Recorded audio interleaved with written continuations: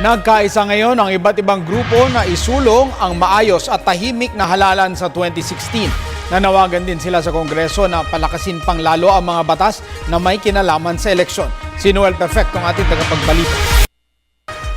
Alinsunod sa kampanya ng pamahalang Aquino na magkaroon ng pagpapatupad na matahimik, maayos at matiwasay na halalang pampanguluhan sa taong 2016, nagkaisa ang lahat ng sektor, pribado man at gobyerno, relihiyoso man o non-sectarian upang makamit ang isang malinis na halalan 2 taon mula ngayon.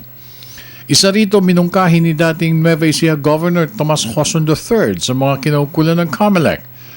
Ayon kay Ginoong Joson, kung magkakaroon man ng kaunting aberya sa paggamit ng PCOS machines noong nakaraang automated local elections, makakasama ba, aniya, kung may babalik sa manual elections ang conduct ng halalan sa darating na 2016 presidential polls?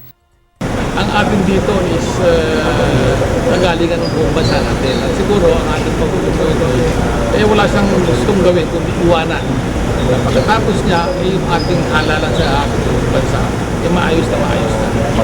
Sinabi naman ng grupong Lente na maaari ring magamit ang mga kinaukulan ang naaprubahan ng proyekto nito na makakasuporta sa mga nakaatang na batas sa Kongreso na gagawing voluntaryo na ang pag-duty ng mga guro o teachers sa halalang pangpanguluhan sa 2016.